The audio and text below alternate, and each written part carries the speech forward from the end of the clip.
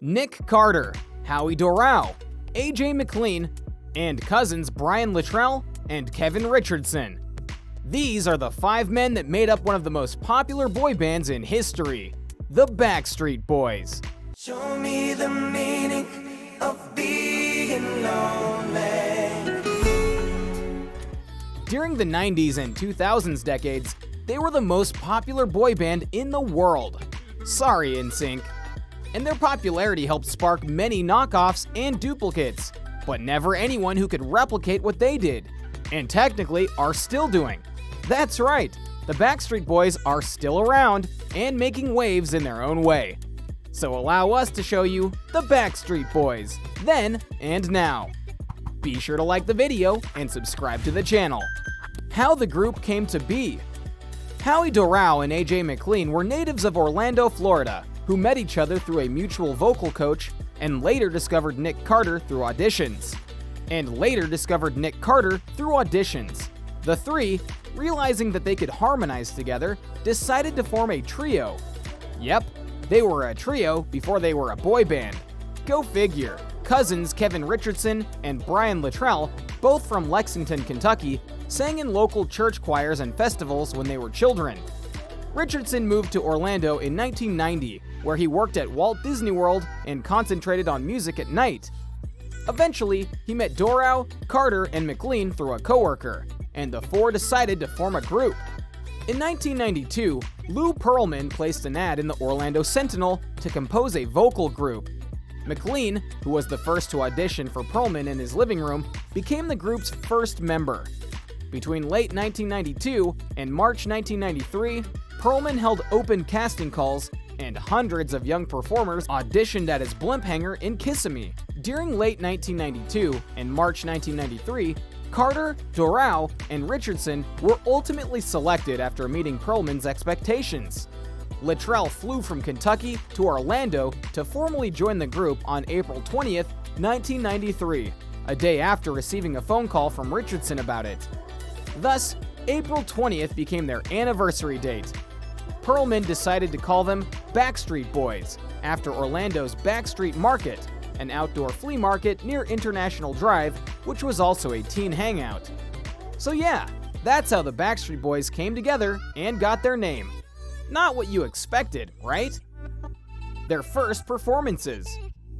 So, given who they were and what they were going to accomplish, you'd think that they started out pretty big and worked their way higher and higher, right? Wrong. Because in fact, their first performance was at SeaWorld. Believe it! They went and toured to places that would accept them, because they weren't a big name at the time.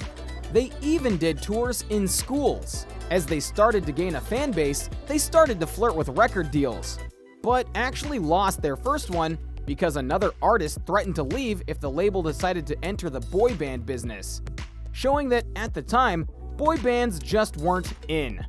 But don't worry, they got their first deal via Zomba Jive Records, after one of the execs actually saw them perform at one of those school tours. See, it all works out in the end. They went international for a bit, and recorded their first single in We Got It Going On, which was a minor success, but they definitely needed more going forward, which is what they would give their soon-to-be diehard fans. First album and international success. The group finished recording their first album, Backstreet Boys, in the spring of 1996, and it was released internationally on May 6, 1996, excluding US and Canada.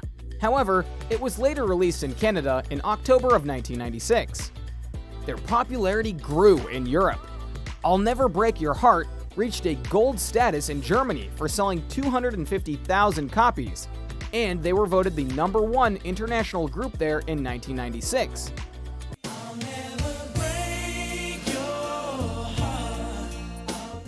They also earned their first platinum record in Germany in 1996 for selling 500,000 copies of their debut album, and shortly thereafter, they began touring Asia and Canada. See, another surprising turn, because you'd think, given all that they would do, that they would be instant hits in the US, but that wasn't the case at all. They had to build themselves up to that. Quit Playing Games with My Heart was a major success for them though, and earned them the number 4 spot on the Hot 100 and got them a million seller in terms of tracks. Quit playing games with my heart. Success by numbers. Eventually, they were able to bring their original album and their second album, Backstreet's Back, to the US, and they were successful all over, to say the least. The US self-titled debut peaked at number 4 on the US album chart and eventually sold 14 million copies. Meanwhile, the second international release, Backstreet's Back, peaked at number 1 in Germany, Norway, Switzerland, Finland, the Netherlands, Belgium, and Austria, selling well over 5 million copies in Europe alone. The most successful singles from Backstreet's Back and the US debut album were Everybody, Backstreet's Back, and As Long As You Love Me. The two self-titled albums, the international debut and the US debut, sold more than 28 million copies worldwide. They were gaining fame and proving that people wanted to listen to their music. And it was only growing as we entered the new Millennium. Yep, as the year 2000 drew near, the Backstreet Boys hype grew even higher. They started work on their third and arguably most popular album in Millennium, even releasing one of their biggest singles ever in I Want It That Way to help build up to the release. That one song topped the charts in 25 countries. That's insane. I want it that way. The album entered the Billboard 200 at number 1 and managed to sell 1,134,000 copies in its first week of release. And it went on to sell almost 9.5 million copies during 1999 and thus made it the best-selling album of the year. Not for a boy band, right? Millennium remained on the Billboard chart for 93 weeks, eventually selling over 12 million copies in the United States and being certified 13 times platinum. Black and Blue and beyond. To say that the Backstreet Boys' success continued to boom from there would be an understatement. They had sold out tours, they performed the national anthem at the Super Bowl, they had another hit album with Black and Blue. It was incredible the heights they were reaching. But it did come at a cost. The price of fame was getting to them. 2 of their members had a battle with alcoholism. Another member almost lost his wife due to 9/11. And the band as a whole lost a dear friend on the flight that hit the World Trade Center. Their relationship with Jive Records was breaking apart, and literally went to court, and more, which led to a hiatus. Despite them still being on top of the world, the group decided to go on hiatus to handle their issues. Nick Carter did his solo thing for a while, and the others tried to get their lives in order. In 2003, on The Oprah Winfrey Show, McLean opened up about his struggles with fame and alcohol. To his surprise, the Backstreet Boys came to join him on stage to support him. It was the first time in 2 years that the Backstreet Boys had come back together. After dealing with some differences, they came back together to make the album Never Gone. It wasn't as big of a hit as the other albums they made, but it did sell millions. Still living the dream. Despite what you might have heard, the Backstreet Boys are still going strong all these years later.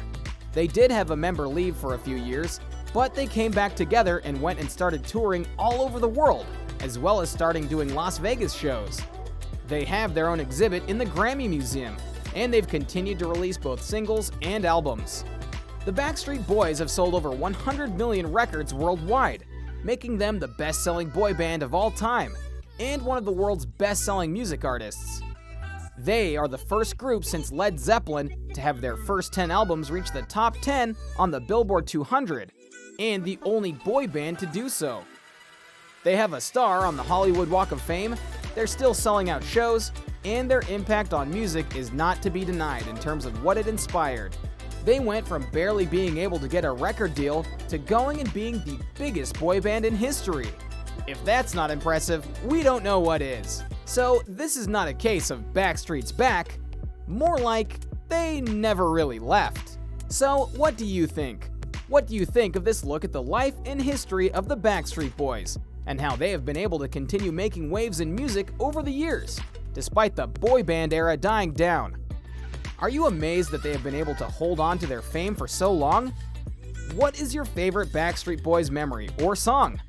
Let us know in the comments below. Be sure to subscribe, and we'll see you next time on the channel.